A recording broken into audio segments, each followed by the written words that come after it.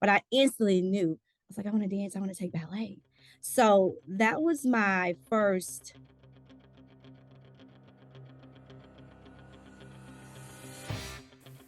Today on the show, we have former dancer from Melrose High School and the University of Memphis. A true 901 girl, Toni Mason, is up next.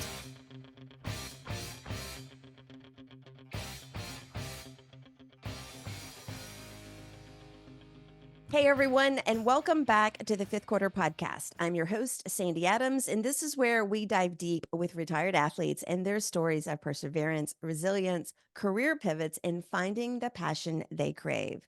Get ready to dive into the true stories from the athletes themselves, talking frankly about finding their value and their true calling after their competitive careers end. We're all about those epic career pivots, overcoming obstacles, and discovering that next big calling. So grab your iced tea because I'm from the South. Get ready to be motivated and inspired because this is where the real stories are told. We're officially in March and Women's History Month. The entire month of March will focus on female athletes and their stories. Today's guest is a dancer and instructor known affectionately as Miss Toni, a graduate of Melrose High School and my alma mater, the University of Memphis. Welcome to the show, Miss Toni Mason. Thank you. Thank you so much for having me, Sandy. I'm excited to share with you and dive in. I know exactly. And I always like to tell people kind of how I've met my guests. And you are in Memphis. And Yes, so you're a University of Memphis alumni, but you're a big Tiger fan. yes, I And am. I run the Rebounder social media account. So I started noticing you're always liking our posts and And you're always like yeah, supporting us. And yes, then I've just started following you and we just, social media, I always look for the positive aspects of social media. And that is definitely one of them. So let's get started. What are you doing today? Like what today. yeah, like in not literally today, but I mean like what is your career like right now? Tell us about that. So today I am a preschool early childhood dance instructor. I run my own studio. It's Dazzle BBC, but we say baby ballerina certified here in Memphis. And so I'm actually located in Cordova. So that's what I do full time. Excellent. And let's start back because I mentioned that you're a graduate of Melrose High School and you Hmm. grew up in Memphis, correct? All That's the right. way. Okay, That's right. born and raised. Let's go back to the beginning and Mhm. talk about like when was your first how did dance come into your life? Dance came into my life. So I was 6 when I actually wanted to start dancing and take ballet. And That's when it what prompted that? I was driving down Pendleton in Orange Mound, and I saw on a church yard sign these big pink slippers. And I literally looked to my right and I saw those slippers and my eyes lit up. Now, I had never seen a ballet being performed on stage, but I instantly knew. I was like, I want to dance, I want to take ballet. So that was my first, just my first something in my heart that was like, you need to be dancing. But I actually didn't start dancing until I was 8. I You know, was 8. that's interesting that a visual like that of ballet Yes. slippers Hmm. can influence a 6-year-old little girl. Very interesting. And it never left. It never left. And you had never seen that before, and you'd never seen a ballerina or anything like that No, before. Did you no. know what those were, those shoes? I knew they were ballet slippers. That's all I knew. And they were All, pink. and they were pink. And I love pink, as you can see, look behind. I just find that fascinating though Mhm, that that's kind of what, that and that's why I talk a lot about, for kids growing up, mhm. if they can't see something, they can't dream it. That's And right. I think that's so important that they have the ability to be able to see. We put things in front of them of what is possible. And the Mhm. fact that just a pair of shoes Just a pair. on a yard sign Yes. Yes, inspired you as a it 6-year-old. I did. think that's really amazing. So you did not start dancing till 8, so how did that happen? So 8, my mom was getting ready to take us to a summer camp at Beth LaBelle Community Center. And I saw a gym filled with about 100 girls. They were marching and dancing. And I looked again. I was like, I want to. And so from there, my mom actually got me signed up. So I was originally a majorette in the local community center. So that's how I started actually dancing. Wow. We were talking before we got on the thing. I was a majorette in high school. And I took dance. I took tap and ballet and baton Hmm. and tumbling when I was growing up and Hmm. and as a lot of little girls do. But, my version of a majorette is different from your version. You guys do a lot more dance than we Yes. did. Um, how did that did any part of that prepare you for life later, like for your career as we know it today? Did you take any aspects of that part of you? I definitely did. It taught me how to, work with people because I'm on a dance team, and everybody has these different personalities. Right. It also taught me that, of course, we competed and we always wanted to win, but guess what? You're not always going to win. And so I use that even now, even with business and school and dealing Right. with people, knowing that you win some, You you lose lose some. some. So that's what, being in an environment of dancers did for me. And also, it made me feel comfortable because I was around people that love the same thing that I loved. Sure. Definitely. And Th- that's that camaraderie. And if, for those out there wondering, dance to me is athletic. It is a It did. sport.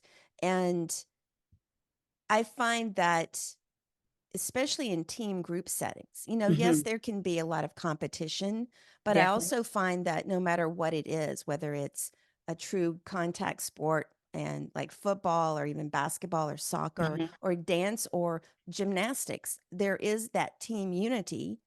Even in track and field, I had a track athlete on the last episode, and Hmm. she even talked about, running is an individual sport, but Hmm. there's also that team capacity too, because you compete as a team. Um, Absolutely. what did your mom think of this obsession of yours of this wanting to dance? But in the beginning, it was one of those things like, okay, she wants to dance. Great. But I think the first time that she saw me, and I had never had any training, I mean, Right, majors have to have training too, but I had never had any training, and I was able to get in line and follow suit as if I had been doing it just as long as the right. young ladies who were with me. I think it made her excited.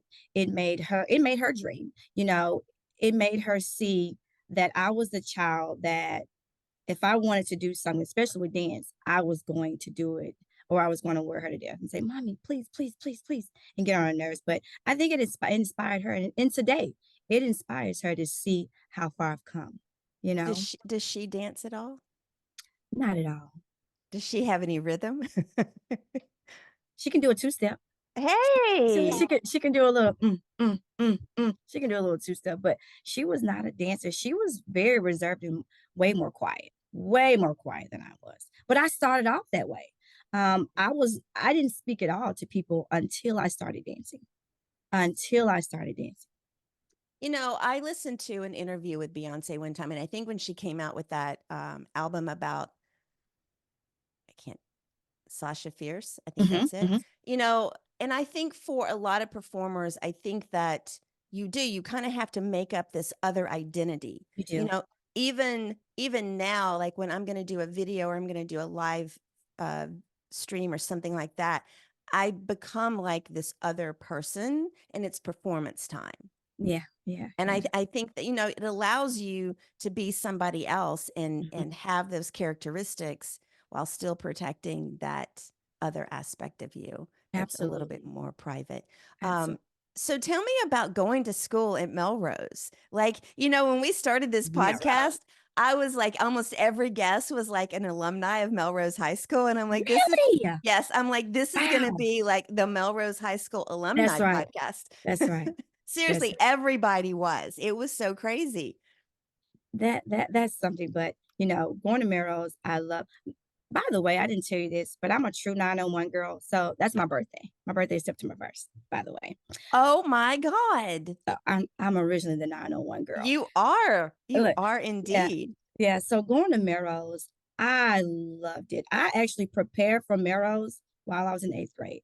I went to every game. I watched, the band and the majors perform because I I'm a 3rd or 4th generation Wildcat, I mean, I went to Merrill's, my brother and sister went to Merrill's, my mother Wow. went to Merrill's, my grandmother went to Merrill's, my cousins, my aunts, my uncles. So it's like family tradition. So when Sure. I went to Merrill's, it was more of me being around family, you know? Just family. And Right. so I enjoyed performing and dancing at Merrill's and being a majorette because I was a captain on the majorette team. But Merrill's taught me a lot about perseverance. Merrill's taught me how to dream, seeing what a lot of the other Wildcats or alumni have actually been able to do and achieve. So I am proud to say that I'm a Golden Wildcat. I think that's awesome. I'll have to go back. Maybe you can find some of those a majorette picture for me to use. I do have a big majorette picture. That's when Yeah. I blew up. I have one for you. I'll get that to you. Yeah. Yeah. Yeah. Yeah. Okay. So you're in high school and you're a Mhm, majorette. And mhm. what was your thought process at that time about after high school? Like, what were you going to do after high school? Ultimately, I'll be honest, I wanted to go to Jackson State. I wanted to be a dancer for Jackson State, Okay. and by the time I got to 12th grade, I was burnt out. I Yeah. was over dance, I was over people, I was over leading, and I needed a break. So, before going to college, I was getting ready to sign up for the Army. Just as I Are know. you I serious? know, yes, yes. I was over it. I was So over tell me, what was the army? What was attractive about the army to you? And I find it interesting out of all four of the branches of, well, five if you count Coast Guard, like, and the Merchant Marines, but like, why was army so intriguing? it was like I needed something to help me figure it out because although I love dance, I suppressed it. And so I was gonna use the Army as a tool to help me figure out what my next was going to be. What do you mean by you suppressed it? You love dance, but you suppressed it. I didn't wanna do it anymore. I didn't wanna dance. You're burned out. I was burned out. I was burned out, and So I was you went only like completely opposite dance to yes. the army. It definitely didn't work out in my favor. Um, so I did eventually I mean, I did go to college, but that's what I was thinking about doing. I was like, "I'm just gonna sign up for the Army." And my mom and my aunt were like, "What?" Yeah, yeah, yeah, yeah, yeah, yeah. I So just and I ultimately, I just needed a break. Like you said, I was burnt out. I needed a break from it all. so what changed your mind and what was your path then after college, after high school? What changed my mind, it was seeing all of my friends enrolling into college and getting all their freshman gear Right. ready, and I just had a change of thought, and so from there, I enrolled before I went to the University of Memphis, I was a UT Mocs. I was a mock for UT Chattanooga. I went there for the Okay. first year. Okay. And, I think I was a pre-pharmacy major. I did that, and that was okay. It really wasn't my thing, so my mom was like, "How about this? How about you come home?" And within maybe 2 months of school starting, I enrolled into the University of Memphis, and the thought that came into my mind was like, "Why didn't I stay home in the Yeah. beginning?" You know? Everyone wants to go away, which I think is wonderful. It's beautiful to experience those things, but it didn't work out for me. Right. But home and being a Tiger was where I should have been in the first place. I didn't grow up in Memphis. I grew up about Mhm, 2 hours north of here, but mhm. we have a university there. Bethel University is in McKenzie, Tennessee. And at the time when I grew up, it was Bethel College. But for me, obviously, that's a really small town. It's 5,000 people. I couldn't Oh, yeah. imagine staying to go to college. But, I also didn't want to be that far from home. And to me, I've embraced the city. And I think that, we have a great school system here, Beautiful. great school system. And if not Memphis, then Rhodes or Christian Brothers. Mhm, mhm. We have great stuff. And then Lemoyne Owen, like there's so many options for education after high school here. It is. Um, what when you enrolled at the University of Memphis, what was your plan then as to what you were going to do with college? So it changed a few times. It's okay, So mine did too. initially, it was like, I'm gonna be a pharmacist. So I was a pre-pharmacy major for my first, I want to say my first year and a half or two.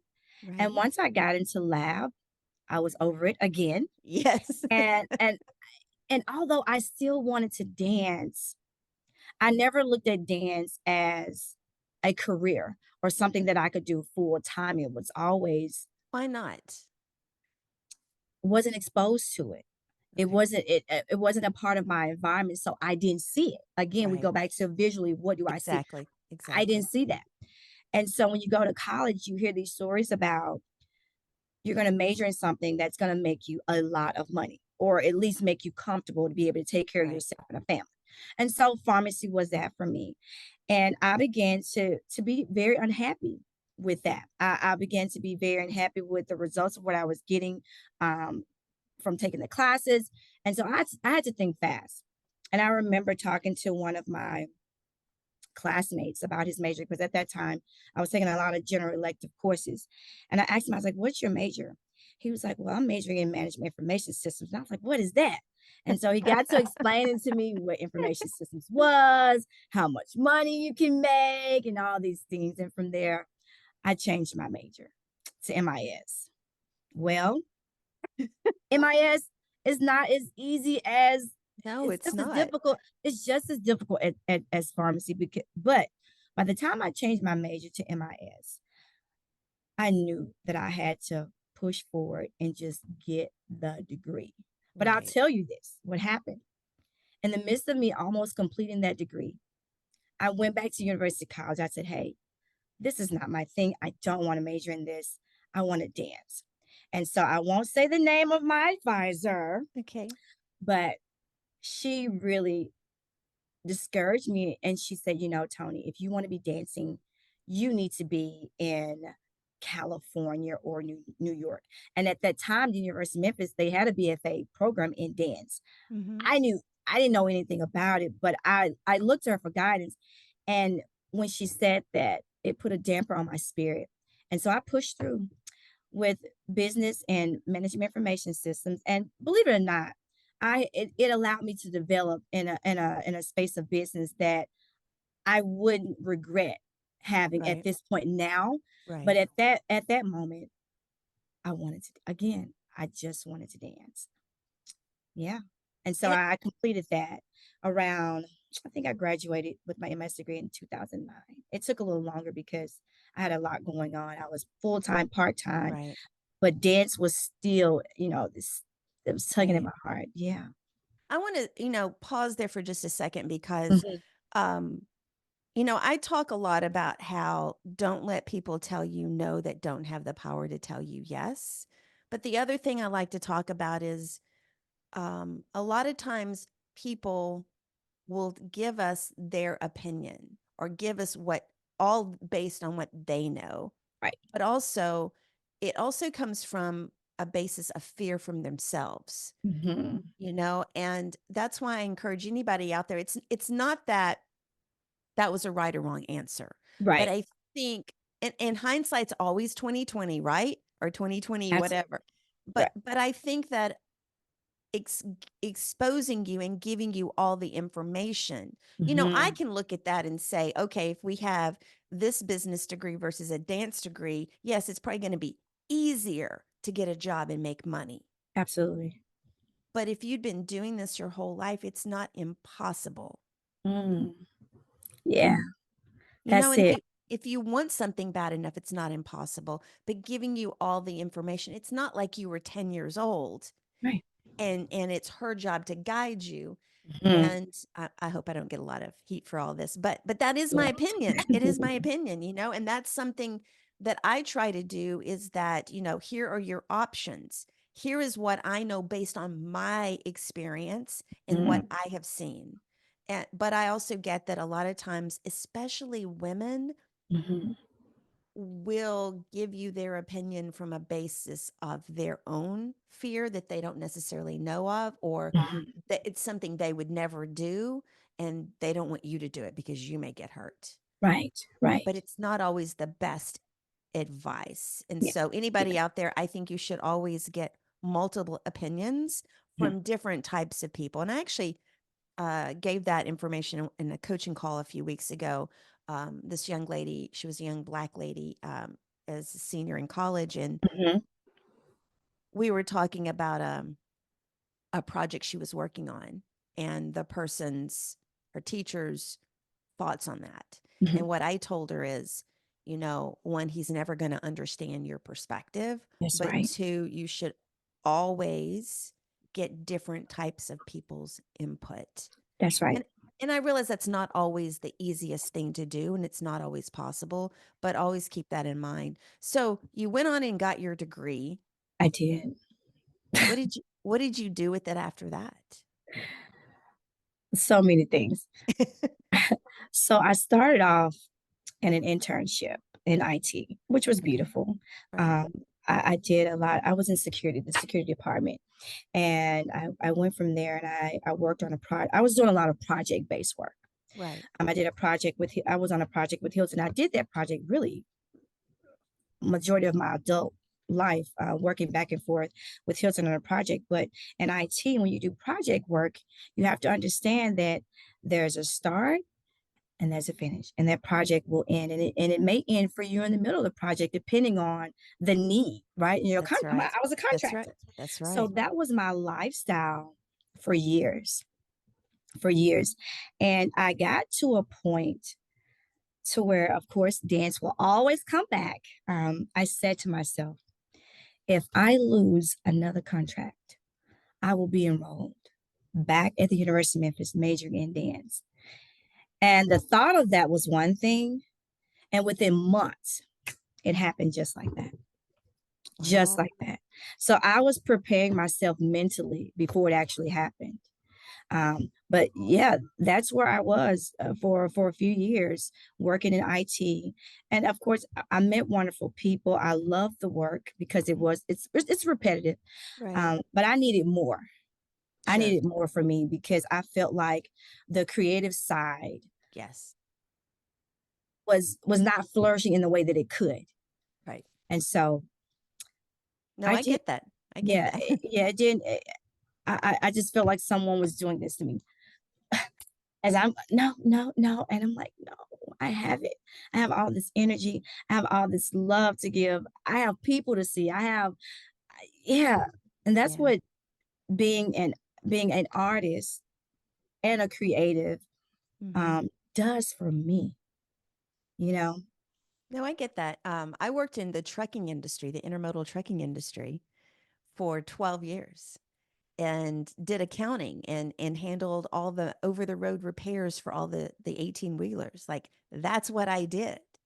And now people are like, I can't even imagine you in that environment. But those people couldn't imagine me being creative either. Yeah, But yeah. but you're right. It's something that I just did not feel fulfilled. Hmm. There was more to life that I wanted to do. And no, I get that. So, but let's look back, in some aspects, the degree you had also sets you up for knowing a lot of things. It It did. puts you in touch with a lot of different people. You now speak a language that Hmm. a lot of people as dancers would never be able to speak. That's right. And That's I right. think it also shows off the ability of your brain to have two different outlooks. Absolutely. I think corporate trained me Mm-hmm.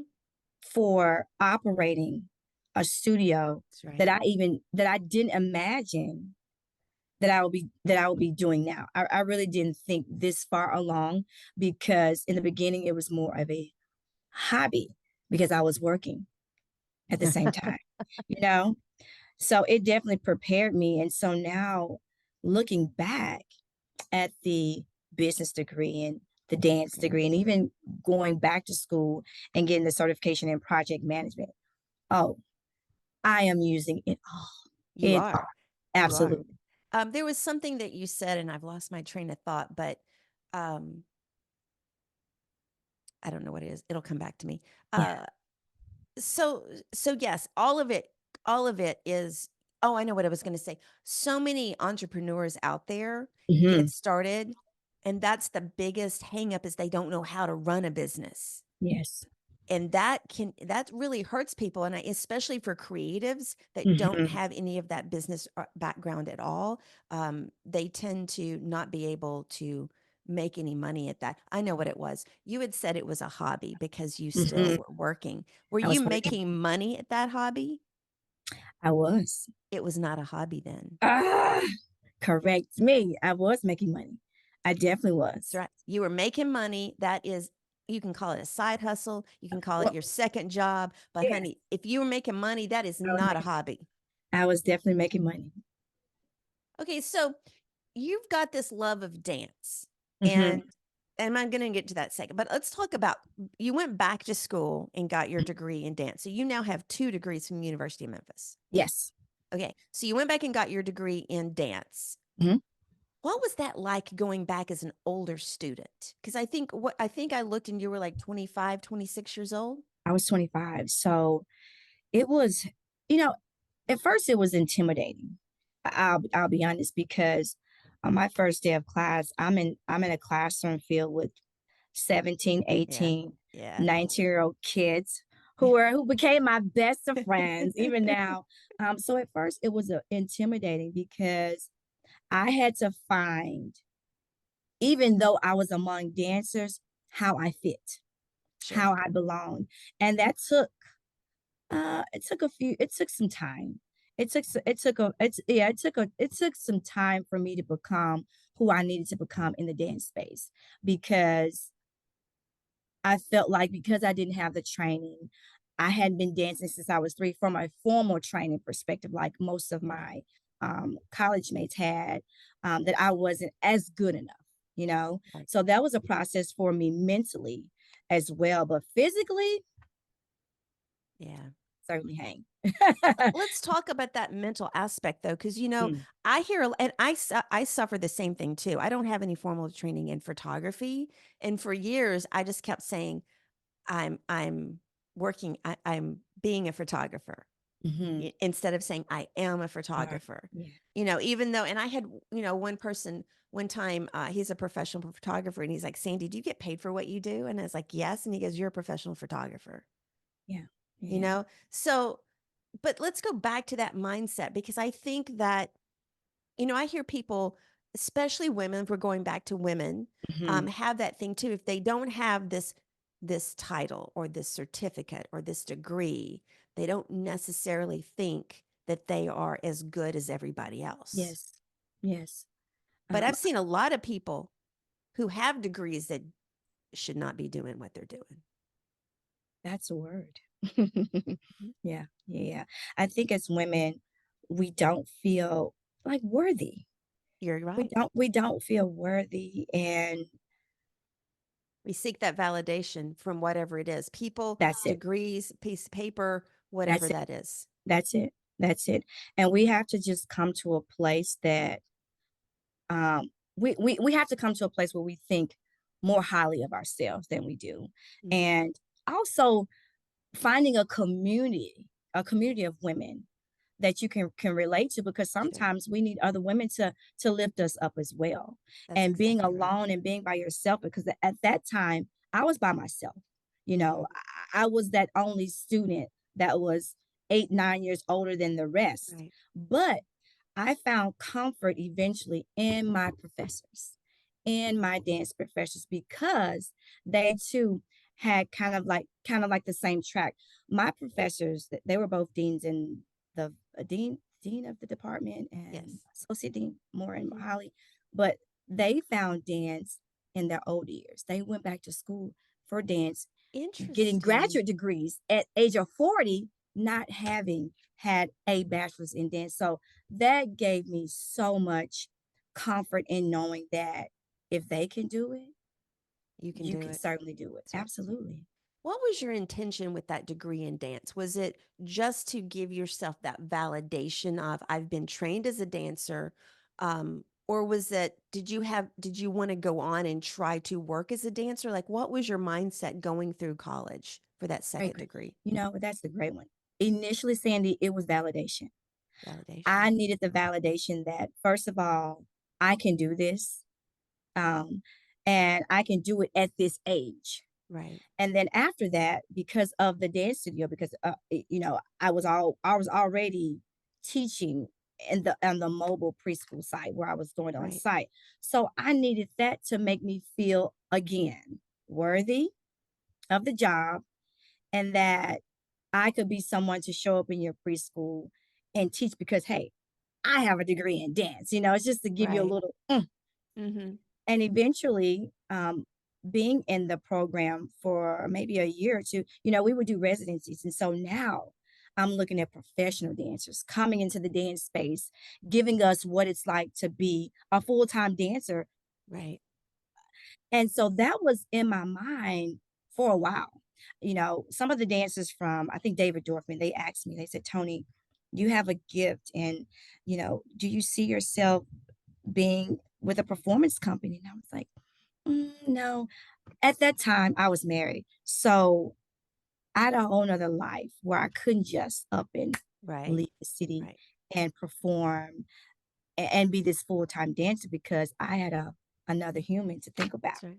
And so after maybe like the first 2 years of the program, I knew that, okay, you're probably not going to be gracing the stage as a professional dancer, but you will be educating. And so you will use all this information, all this knowledge, and all these experiences that you have gained Right. from the University of Memphis, whether it be the business program or the dance program, and you will share it with the world and you will share it with these babies because I knew then that I was going to be teaching preschool early childhood dance. But a part of me, I wanted to dance professionally too. A part of me wanted to do that.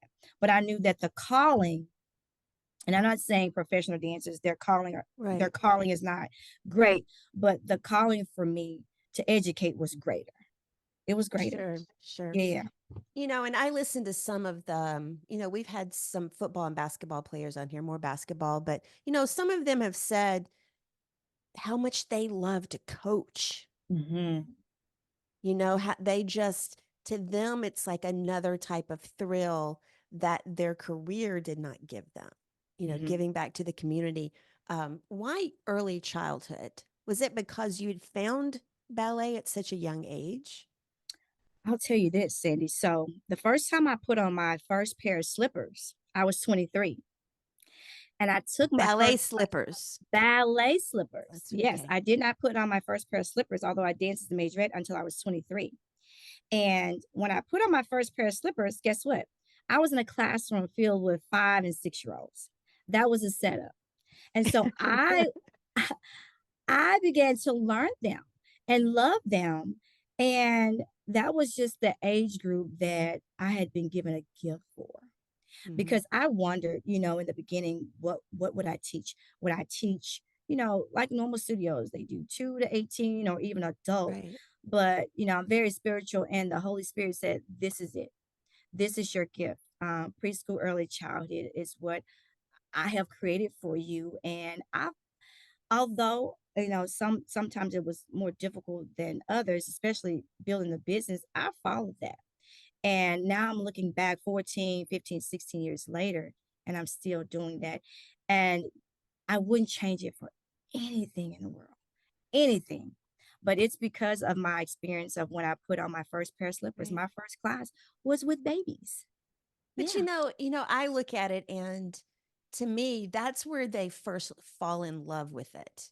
And That's it. they're like little pieces of Play-Doh that Mm-hmm. you can mold and stuff, and just the wonder of the excitement that they get.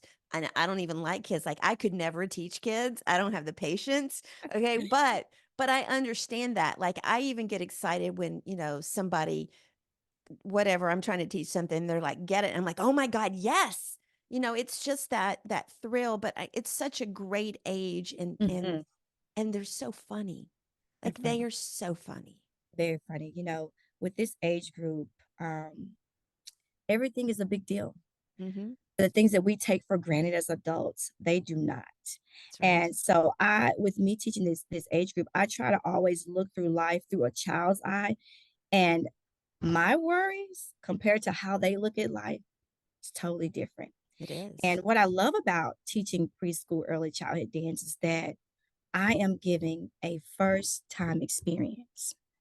You Mm-hmm. know, you said that you took dance when you were younger. You Yes. won't ever forget the first time you walked into a studio. You won't ever forget your first teacher, whether it be dance or even Right. think about kindergarten. Who Mm-hmm. forgets their first you don't. You You don't. don't.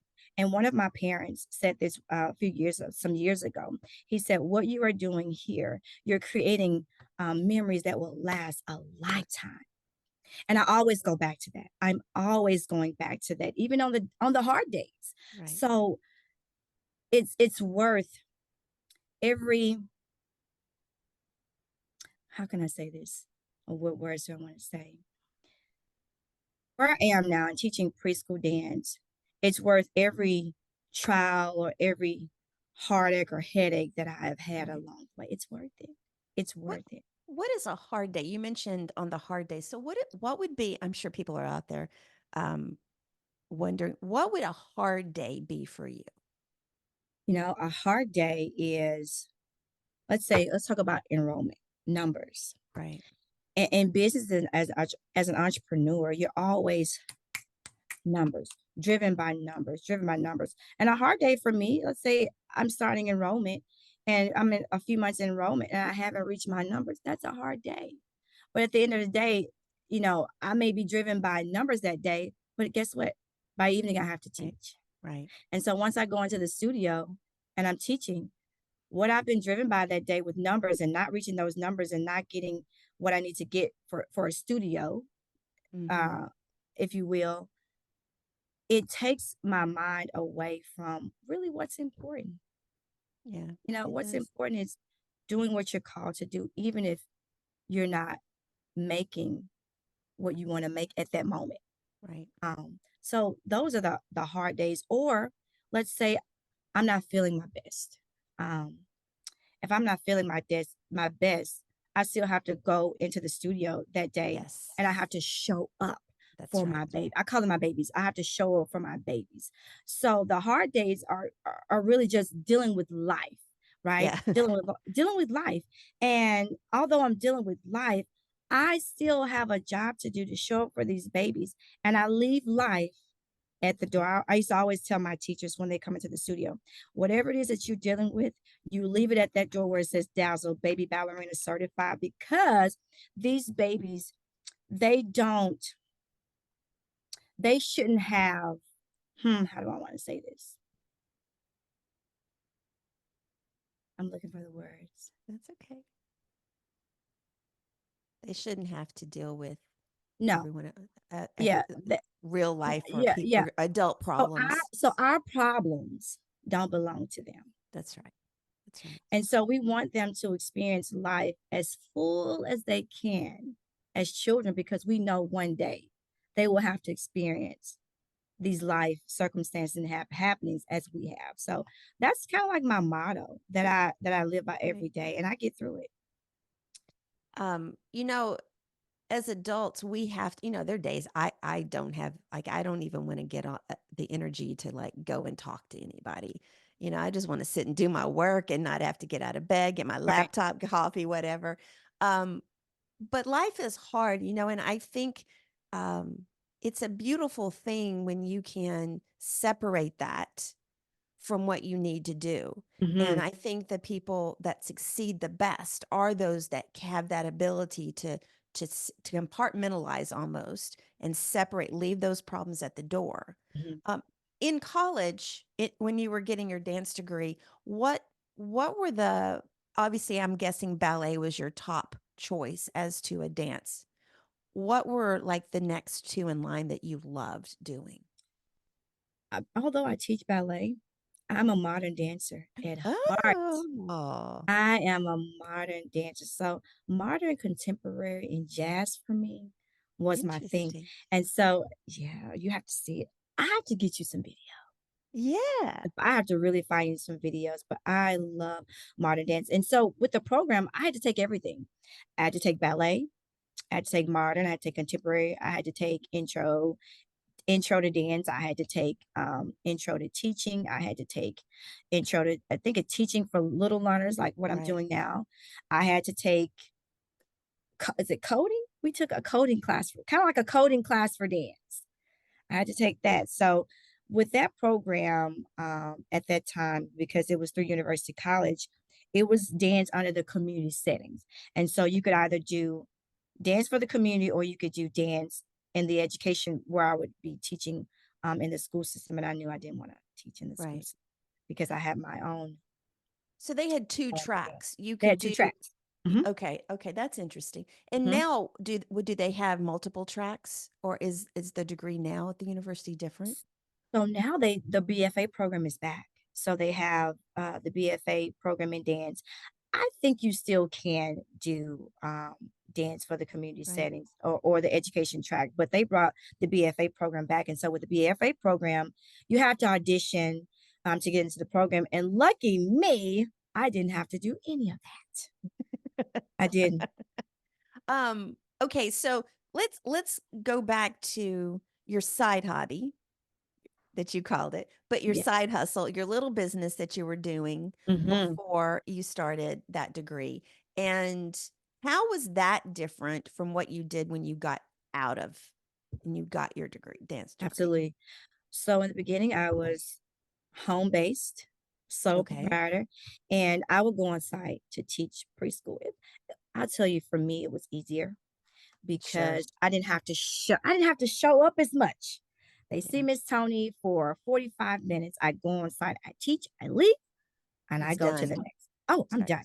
Yeah. I go to the next school. And as far as performance, I didn't have to do recitals. If I did something, it would be at the school in front of the parents, little Right. small something, and we great, and we go home. Now, Well, um, I have my own space. I have my own studio space. I have to plan out an entire year. Everything is on schedule. I right. run the studio like clockwork. We have to have demonstration days. I have to put them on the stage now. I have to put them in a theater. So it magnifies. It does. It magnifies. What are the age groupings that you teach now? Now. So Mhm. I am teaching 2 to 9, but previously it was like 18 months to 9. So I do mommy and me classes too. But once they get about 9 years old, we transition and say, okay, now it's time for big girl school, dance school. So yeah, Do you refer them to big girl dance schools? I do. You Okay. know, I'll tell you this, it depends. I listen to my girls very well. I listen to them. So if they say, Miss Tony, I want to continue dancing, of course, we set something up where the Right. parents can transition them into another school, whether it be Ballet Memphis Right. or collage or dance house or what have you. But for a lot of the girls at this age, they're finding out what they want to do, what Sure. interests. And that's what I love about it. So not only are they dancing with me, the girls are in soccer. The girls they're playing basketball.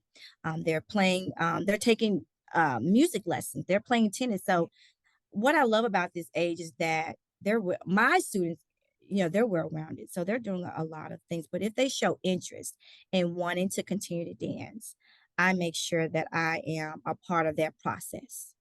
And I would think that the dance enhances, especially if they're playing sports. The It girls love enhance basketball. yeah, it enhances their sports performance. It does. Have you thought about or had any interest in teaching older students, like adults or high school?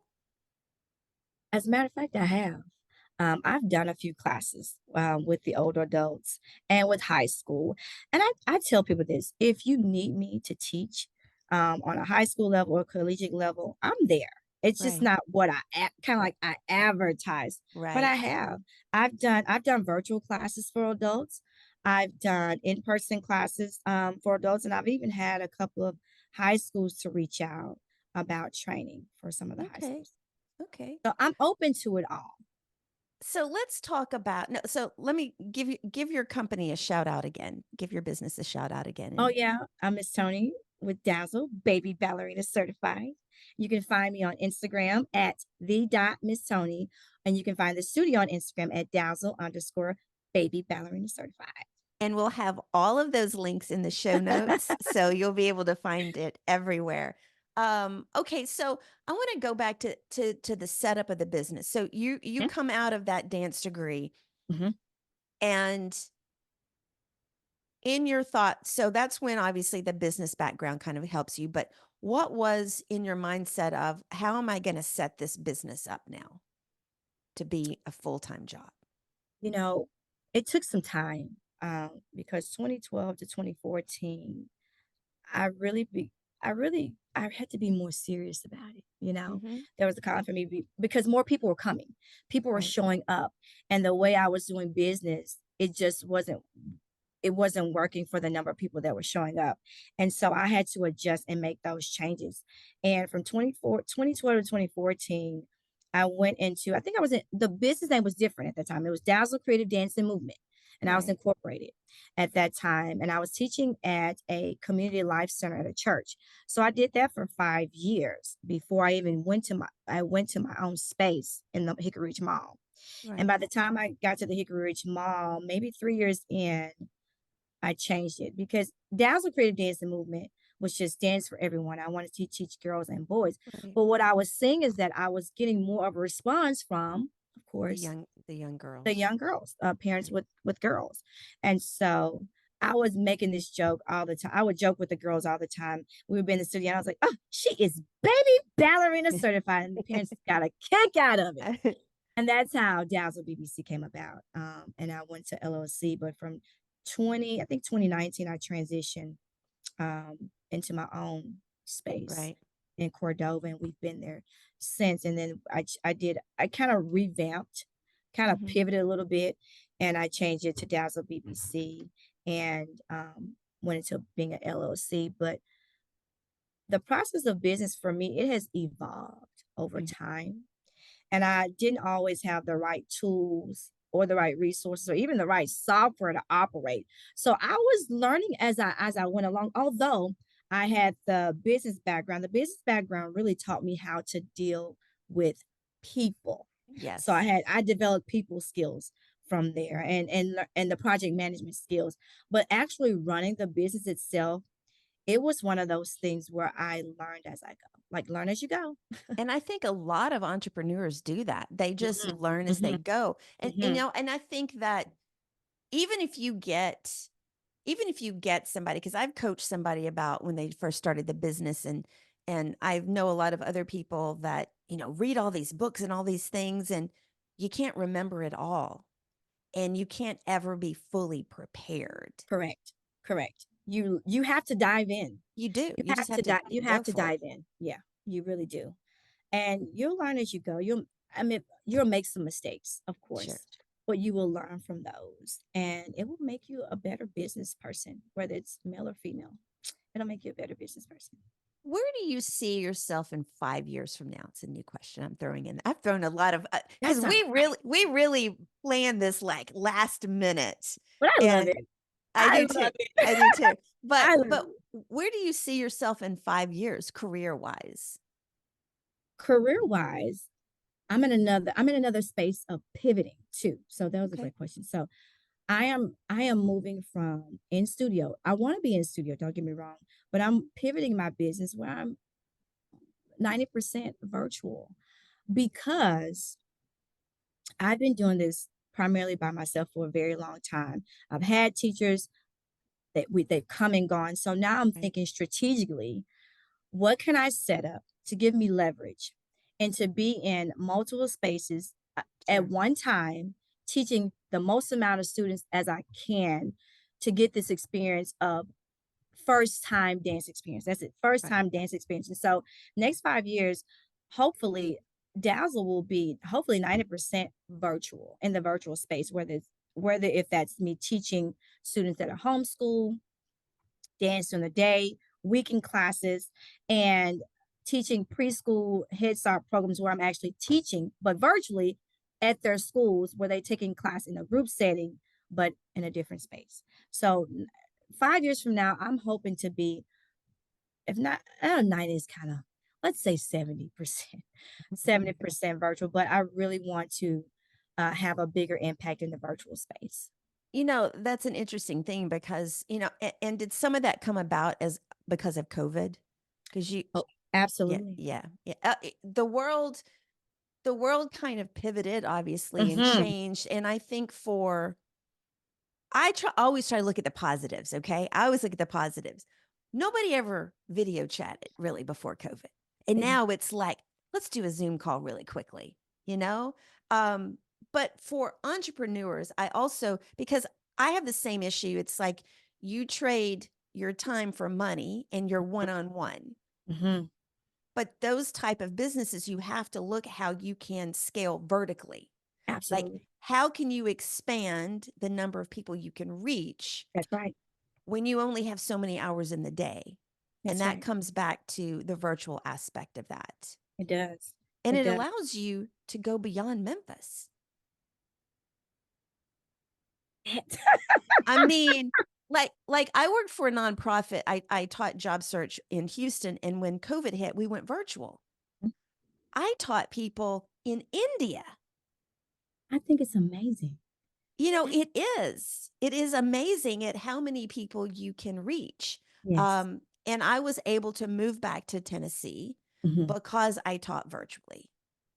And so, yes, I think that's a wonderful idea. And I also think that it gives you more options, obviously, but it also can help you reach more people. That's it. That's the main goal. It is to reach more people. Right. And I think we forget too that although they're not in the dance space, I'm not physically touching them, but Right. just like you and I, now Hmm. we are still creating a space of community, although we're Exactly. not in the same physical space. That's right. That's And that's right. what people forget about. But to see how these babies react to me, or these students, I always call them babies, but to see how they react to me virtually, it's another experience. It's an experience that I wish I would have started years ago, even before COVID, because it's not just like YouTube. They get to talk back to me. I get to learn them, even though we're not in the same room, and it's wonderful. It's wonderful when they actually see that I can see them, and they can see me, and we can talk back to each other.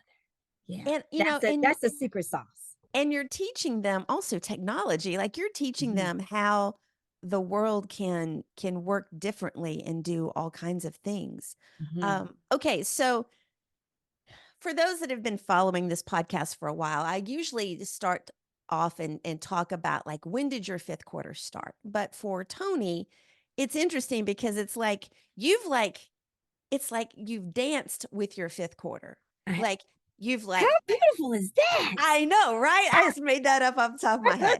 It's like, oh, let me go do this. No, I'm going to go to my fifth quarter. No, let me go back to my fourth quarter. Let me go to my first quarter. Like you have gone back and forth. And I think for anybody out there, and obviously this is a podcast about athletes, but it's also about your career journeys, Mhm, about how to pivot, how to find that next thing, how to continue to grow as a human and that's as right.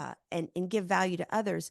But I also think it's very inspiring that I had another gentleman on here. He didn't start running until he was 18, and he became a high jumper in a and long jump, high jump and long jump at Mhm, 18 years old.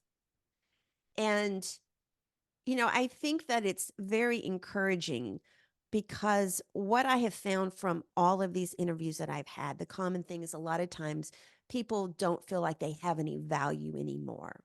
They mm, can't do what they love for whatever reason, and they don't necessarily don't know what their next job is, what their value is. mhm. And I think that, it's important. We all have value. We just have to figure out where that value is and how to take that and go forward with it. Absolutely. So, I'm going to ask you this. What do you think your value is today? You know what? Today, I feel like my value is first showing up for myself and being an example, showing people that, just like Misty Copley said, you can start late, That's right. look different, and still succeed. And my value is that I'm able to be a walking billboard for myself, where people can see that if Miss Tony can do it, I can That's do it right. too. So I'm hoping that I leave something here where people can be inspired, no matter what it is. It may not be dance. You may not be an athlete, you may be a techie or whatever. We Right. may be a nurse, but to just be inspired to know that whatever lies within, it has to come out. It has to. You have to live your life on purpose. You have Right. to live it on purpose. Absolutely. So the last question is, what would you go back and tell a 6-year-old Tony? That is so I was about to almost cry. 6-year-old Tony. You can cry. I love that. I love to get It's people like, emotional. oh, man. Now I'm taking myself back, looking like imagining those slips. Yeah, you're in that car, you see those Yeah, ballet yeah, yeah, yeah. slippers. Yeah, yeah, yeah. What would you tell a 6-year-old Tony? I don't know, it just popped up that no doesn't mean never. That's I right. don't know why. No, never. No doesn't mean never or not now, because that's what it was for me at that moment. It was a not now. That's right. But yeah, not now. Just not now. And to keep dreaming and to never allow the world around you to kind of suppress what's Yes. within and to always dream and to go for your dreams, right? Yeah. I That's what I would have 6-year-old self. so loved this conversation. And I'm so glad I get to put a name. For those out there listening, I've been following Tony on Instagram. And like, I want to shout out, you were a big supporter of the Memphis Rebounders, Memphis Tigers. And, but I was like planning this the other night and I'm like, oh my God, I don't even know her last name. Like, I just know Miss Okay. Tony. It's okay. But now I do, but I love you. I think we're going to be best friends That's right. forever. That's right. I'm Uh, honored. I'm honored to even oh, have gotten the request. I was like, you know, that's when I get emotional because I've had other people that are like, I can't believe you asked me. yeah, And I was like, what do you mean? yeah. I've been following you a while, so I know that, you speak with a lot of athletes, a lot of people that are retired, a lot of big, people. And so when I got the request, I was like, I had to clutch my pearls. Oh, you're But gonna but make I we're but I am honored. I am honored to see the work that you're doing and to follow, the oh, thank progress you. of the podcast, of what you're doing for the rebounders, even photography too. I've seen it all. Uh, I get emotional about that. Mhm. Because I do still shoot some, not as much as I Yeah. used to when I lived in Mhm, Houston, but mhm. the Heart Association, my mom passed away from heart disease. And when I got involved with them, literally in Memphis back in 2000, um, it was all because of her. And so, Wow. everything that I do with them is because of her. But yeah, I get emotional about that too. But anyway, okay, enough. I know the guys are probably listening to this going, oh my God, can y'all stop gushing and everything? Okay, so Tony, thank you so much for being on today's show and sharing your unique perspective as a former athlete and still That's right. one, in my That's opinion. right. Everyone's story is different and helpful to all of our listeners. Thank you so much. As we wrap up this episode, thank you for listening, sharing our episodes and your comments and your show reviews. Please take a moment to like, share, and review our podcast on Apple. That helps the show get found by everyone. And subscribe on our YouTube channel. I appreciate each and every one of you for all of your support. Thank you for joining us on our episode of the Fifth Quarter Podcast with our guest, Miss Tony Mason. That's right. All of her information will be in the show notes. Until next time, remember, change is our ally and it paves the way for greatness. Stay inspired. Have a great rest of the week.